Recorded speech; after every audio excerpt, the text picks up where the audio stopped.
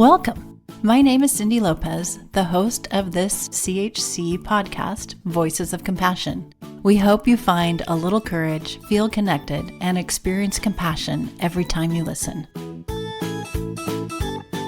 Listen to this heartfelt episode where a father shares his family's journey raising a neurodivergent child, navigating learning differences, sensory needs, and mental health challenges that unfolded in a learning environment that really wasn't built for his son.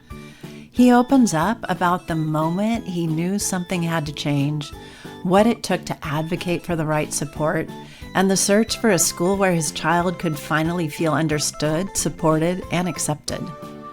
When the right supports came together, the transformation was remarkable, not just academically, but in his son's confidence and sense of self.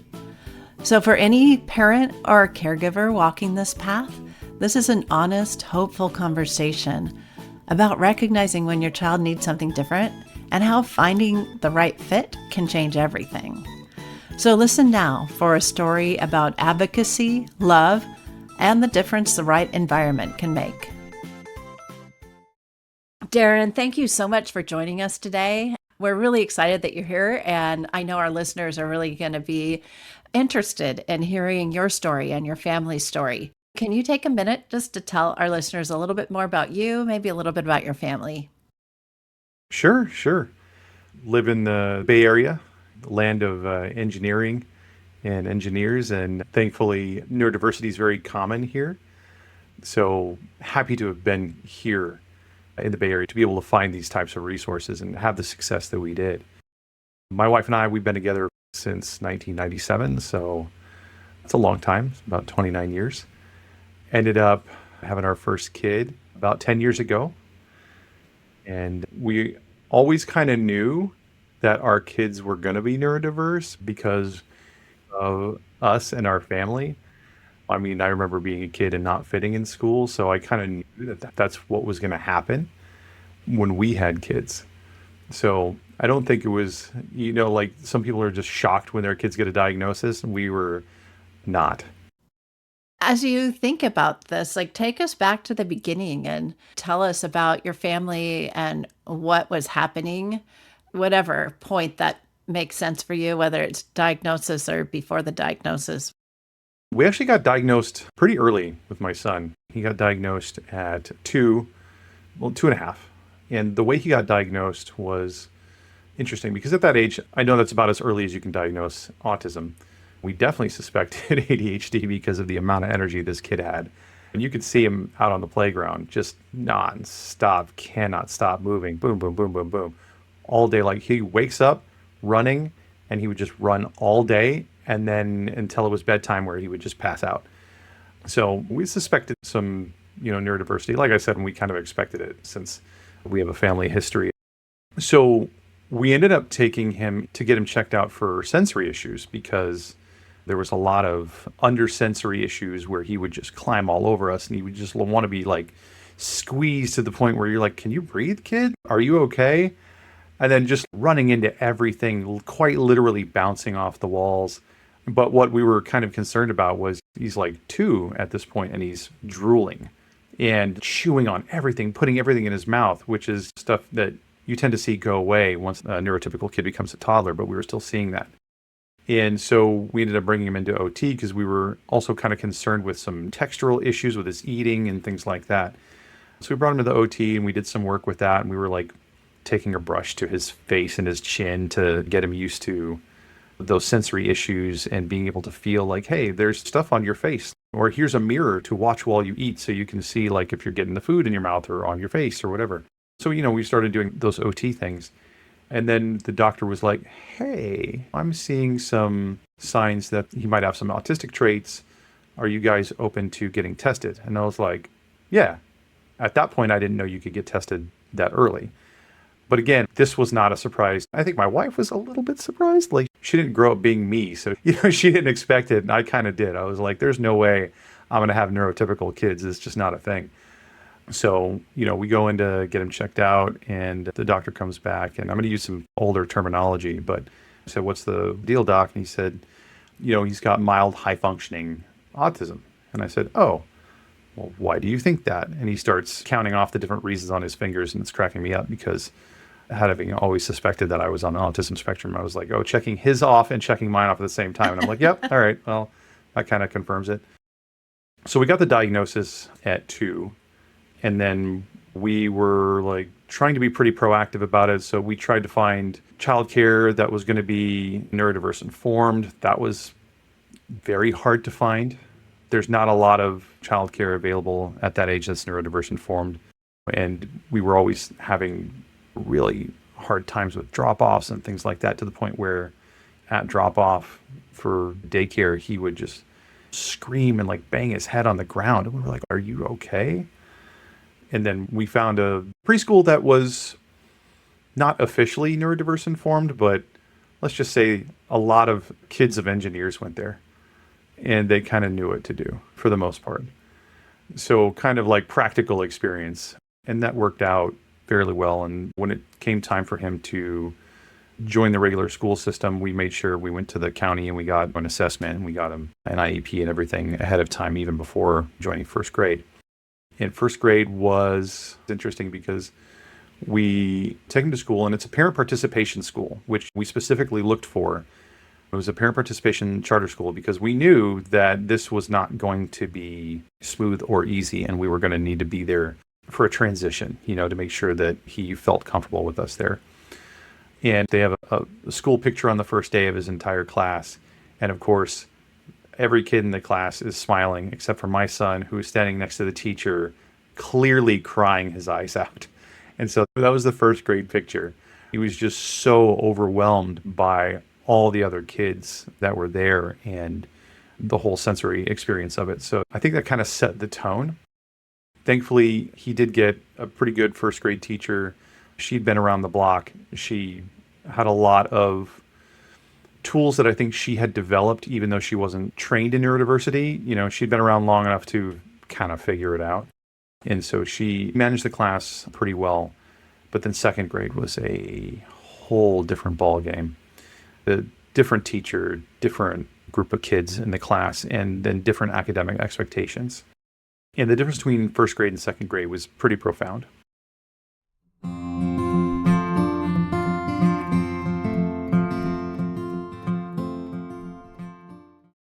My background being all in education and schools, I've seen kids come to school and just kind of hold it together all day at school and then fall apart. Parents would report them falling apart at home at night. It's hard. It's hard both on the child and the family and the teacher, because they're trying to understand how to help the child when they're not necessarily seeing the same behavior at school. I'm just wondering, and I'm sure this was part of your experience, but what was that like in your house? And was that a daily occurrence, or was that a sometimes? The short answer is very much yes. That was our experience. First grade, we started to see a little bit of it, but again, because I think the teacher, she was uniquely good at her job and good with neurodiverse kids. And I've got great respect for anybody who teaches kids, but there are some teachers that just get it, and she got it.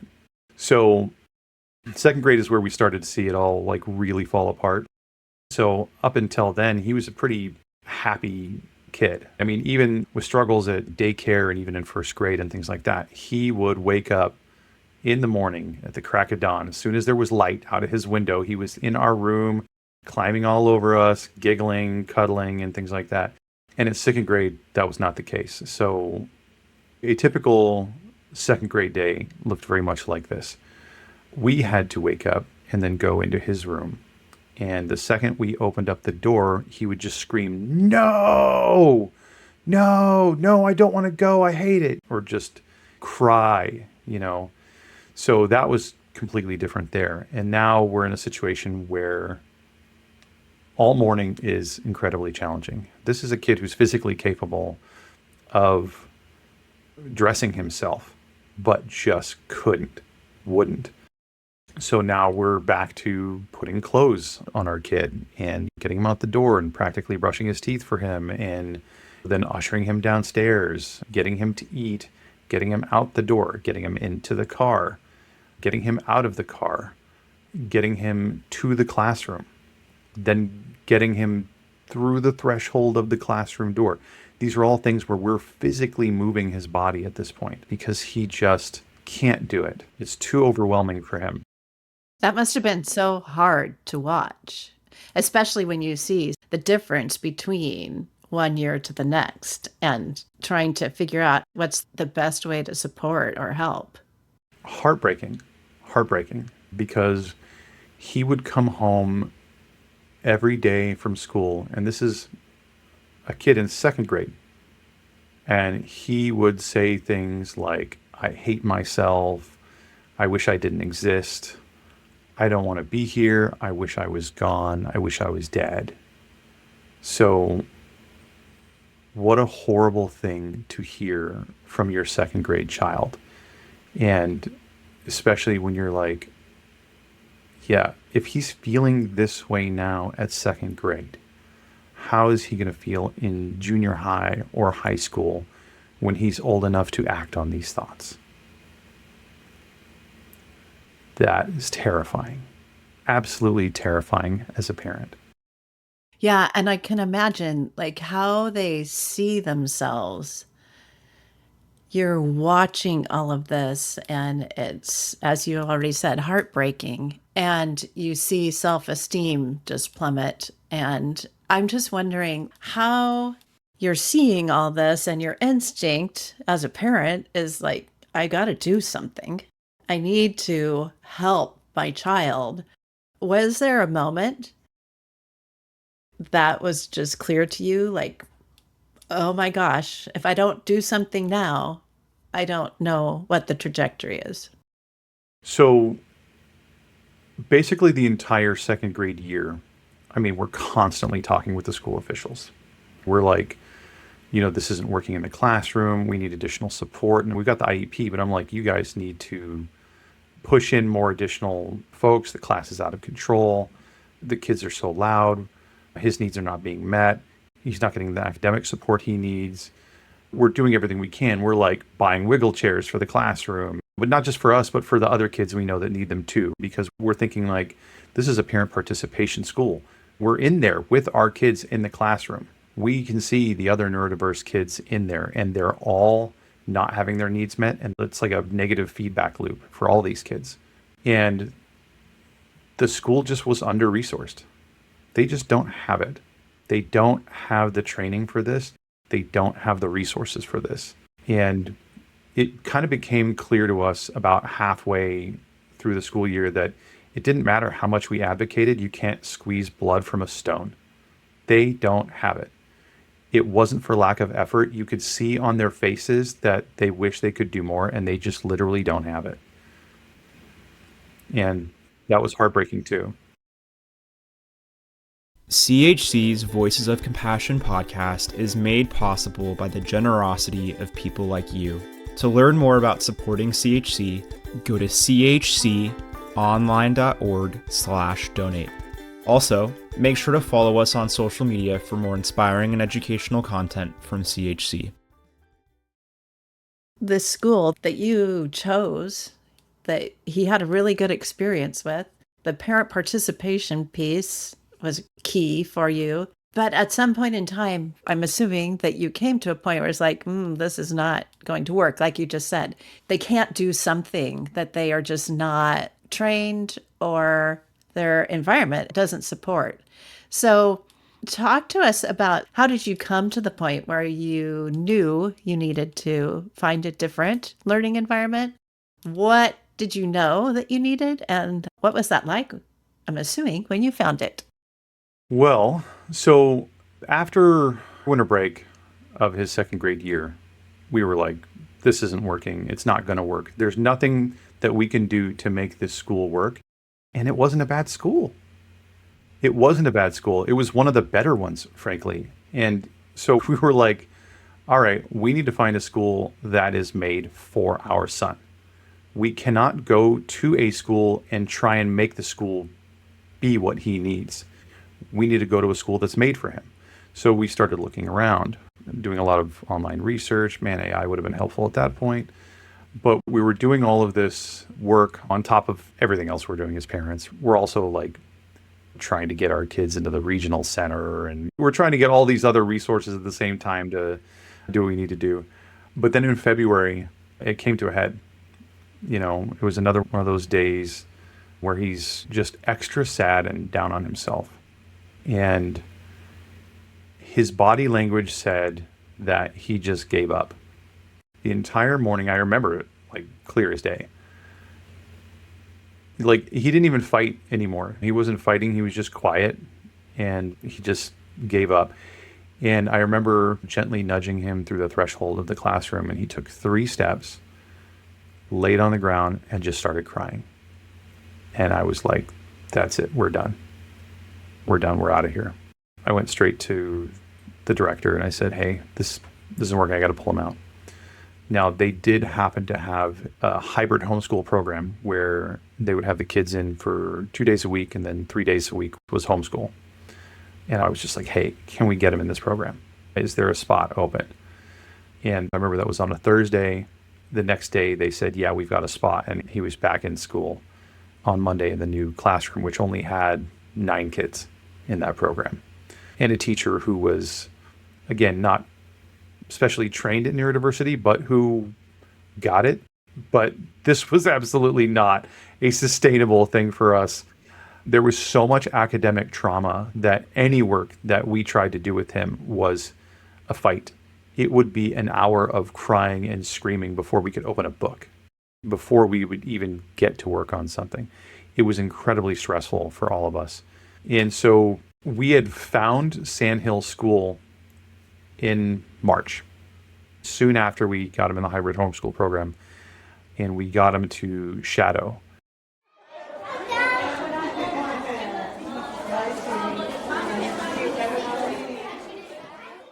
And I remember touring the school with everyone. And what was wild to me was when I was speaking to every single person there, I'm very much used to having to explain my kid, his neurodiversity, his learning challenges, his anxiety, all the different sensory issues he might have, what all of it means. And what was funny is the whole time, every time I used a piece of terminology that any parent who's advocating for their kids on the spectrum has developed, you develop a whole different vocabulary, right? You know all the terms at this point. I'm speaking to them and they're just nodding along like, yeah, okay. Yeah, we've seen this before. We know what to do. Yeah, that's normal for us. We got this. And I was like, what? Everybody here? Everybody gets it?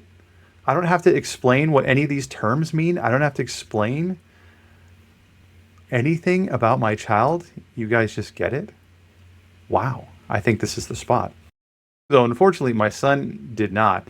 He was so traumatized that when we brought him in, he just sat there for the whole day. So we worked with the director at the time and said, well, we'll try again for the summer program.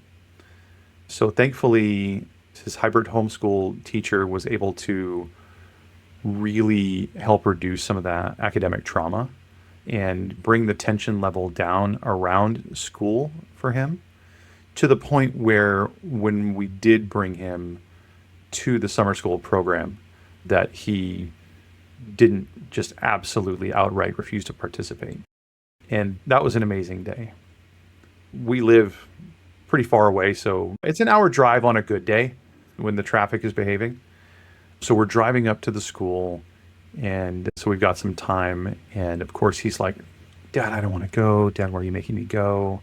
I don't know any of these kids. I like where I'm at. He liked his program. It was certainly, much better than it was, but I'm like, kid, this is not sustainable. We can't be teaching you. This is torture for literally all of us. But I said, this school is made for you. This school is made for kids with different learning differences. There's going to be autistic kids there, kids with ADHD. There's going to be kids with dyslexia, dysgraphia. And these are going to be kids that are going to seem like the right fit for you. I promise. And he's like, he didn't say this, but he was basically like, Dad, no way. That was kind of his body language. So we get to the school, and of course I have to, again, gently physically move his body out of the car and everything like that. He had so much fear and anxiety about going in there. And what I thought was really interesting is that if he peered through the gate and he could see all the other kids and like knew somewhere deep in his soul that these were his people. But like the kids, you see they're on the same wavelength and they're all squeaking and squawking and stimming and running around and talking about trains or robots or whatever, And so I gently start to move him through the gate and he just kind of goes. And I was like, oh, what is this magic? And I'm like, okay, buddy, can I get a hug? And he gives me a hug. And I was like, all right, well, I'll see you soon. I'll see you in a couple hours. And I come back to pick him up and nothing but smiles.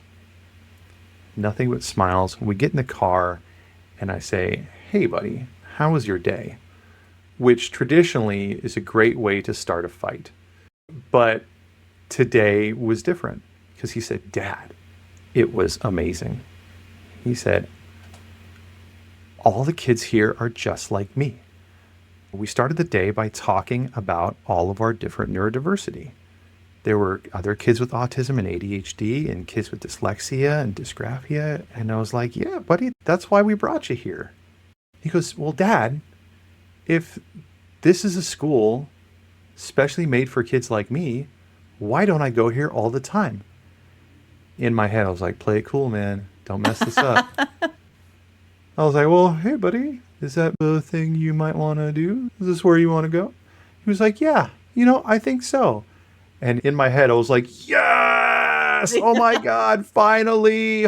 I can't even really explain what it's like other than I feel like if you're Olympian and you're working your whole life and then you stand up on the podium and get your gold medal, I gotta feel like that's half as good as I felt when he said, this is the school for me, because that was the most profound victory we've ever had dropping him off out of school.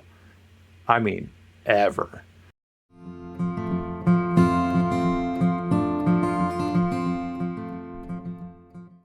It's amazing just listening to your story and how you found Sandhill. For our listeners, Sandhill School is part of Children's Health Council and on the campus of Children's Health Council in Palo Alto. So if you're interested in learning more about Sandhill School, you can go to sandhillschool.org. I'll also, at the end of the podcast, leave some phone numbers so you can follow up if anyone's interested. I'm wondering, Darren, that whole time you were on this path from 2.5 years old to getting him to school and school being all right and then school not being all right. And now school being even good. And I'm assuming you're seeing his self-esteem and your son coming back to life. I'm wondering, is there anything you wish someone had told you earlier about how to navigate the system or about asking for help or how to find what your child actually needed? Is there something along those lines that you think would be helpful as you look back now? I hear the same kind of stories from like, oh, my dad got cancer or Alzheimer's. I mean, I had a father with Alzheimer's, and you start from scratch every time. There is nobody that's just like, unless of course you end up, first of all, even knowing that you can hire an advocate. And then if you have the money for one, right? So there's really not a lot of structured support for, oh, your kid has a need above and beyond a neurotypical child. All right, great. Here's all your steps. This is what you do. And this is your person who's going to guide you through it. And this is the software that you use or whatever to navigate it, right? Like none of that exists. But I think the number one thing that I wish I knew is, first of all, these things do exist. And then number two is that there's financial aid available. Because I think you assume that a lot of these things are outside your reach. And a lot of times it is, or you have to jump through tremendous hoops to get to it. But I think that, at least in the Bay Area of California, there is support. The support exists. Is it easy to navigate? No. Does it take forever to get your support? Yes. Is it worth doing? Yes. But the profound changes that we've seen, not just in my son, but in our entire family dynamic, have been Nothing short of miraculous, really. And I think we were kind of the lucky ones. We found out about his neurodiversity pretty early. We weren't surprised by it. We didn't bury our heads in the sand. We kind of went after getting the support fairly aggressively. You look at the kids who get early intervention, they get the support they need. And these are the change makers.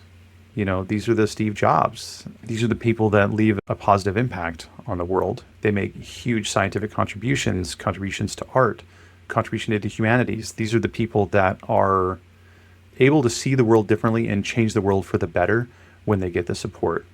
And I knew this about my kids, and I wanted that for them. So we kind of found this relatively early because we were looking for it very hard. And I know Sandhill, the earliest grade that you can join Sandhill is second grade. And my son started in third. So I felt like, thankfully, because we were looking for it, because we were open to it, because we threw ourselves into getting our kids resourced, that we were able to take advantage of it when it was available to us. We appreciate you joining us today and sharing your story and talking so openly about it and candidly. And before we close, I wonder, what would you say to other parents in terms of maybe holding on when they're in the thick of it, or just any encouragement that you would offer them? What would you say to them? It can be totally different. It can be totally different than what you're currently going through. And I'll paint a picture of before and after, because I feel like this is crucial for parents to understand. Because when you're in it, sometimes you don't even realize how hard it is. Like academically, but you get so into the routine of dysregulation that it just becomes the norm. And some days you just cry and you don't know why. But at the school we were at before our son joined Sandhill, even on a good day, he would come home extremely dysregulated. So here he is, he's there all day, we get him back home, and now it's 3 hours of just managing absolute chaos, dysregulation, and dysfunction. There is no executive functioning happen. There's no learning, there's no reading, there's no enjoying ourselves. It's just trying to fight to get him to eat, fight to get him to take a bath, fight to get him to brush his hair. Washing hair, forget about it.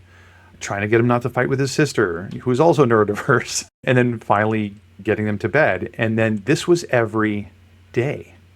And then, of course, the entire time he's telling us he doesn't want to exist and he wishes he was not alive. And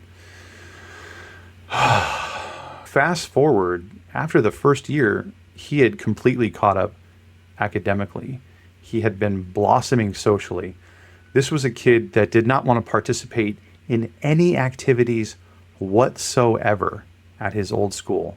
It was like pulling teeth to get him to do anything, even the activities he's supposed to participate in class. This is a kid who, after just a few months of being at Sandhill, was like, "Dad, I want to be in the winter performance."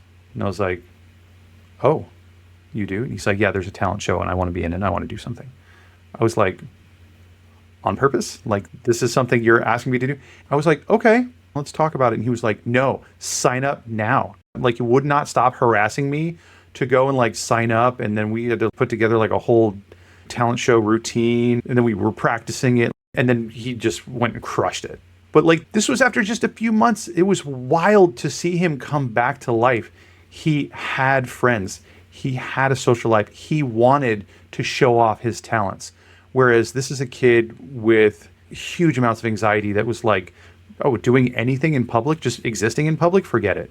When we would come home, like we'd be driving home after picking him up, and instead of spending time hearing him talk about how much he hated school, we're talking about what he learned that day in science class. And now we're talking about how to make Spider-Man real by using genetic engineering or nano robotics and things like that. Like, just like crazy, awesome stuff, to hear him come out of his shell. And then at the end of the year, he's nearly caught up academically, and there's almost no talk about hating himself, wanting to hurt himself. And to be clear, that was not just Sandhill alone. That was CHC. being able to work with his OT, his counselor, having them right upstairs, able to work closely with the teachers to figure out what are the best times for him to be pulled out of class for his sessions and things like that. The fact that he's still carrying those feelings in his body when he goes up to have those conversations with his counselor so that it's timely and effective. And then he has the tools that he can literally take back downstairs and use immediately. He didn't forget the tools that he learned with his counselor. He was able to put them into practice immediately so that it was much, much more effective. The fact that it was so integrated between CHC and Sand Hill School, I think, is one of the secret sauces, in my opinion. And fast forward 2 years, his confidence is through the roof. We never have him talk about him hating himself or wanting to not be here. The things he talks about is like, I'm going to go to Stanford one day and I'm going to be a material scientist. Yeah, love that. These are very different conversations. And when we come home, he gets his backpack, he puts it on the hook, he takes his lunchbox out, he puts it on the counter, he takes his stuff out of his lunchbox, rinses it out, puts it in the left side of the sink. These are all executive functions that I know there's parents out there that are going, impossible. I don't believe it. My kid could never do it. It can. Your kid can do it. The executive functioning that he developed there is literally changing the entire family dynamic. My wife and I have more time to just exist as humans because we're not doing every single little thing for him, where it's not a fight to do everything. So what I would say to parents is that it can be different. It can be different. And wherever you are in the Bay Area, if you do the drive, it will change your life. Well, thank you, Darren.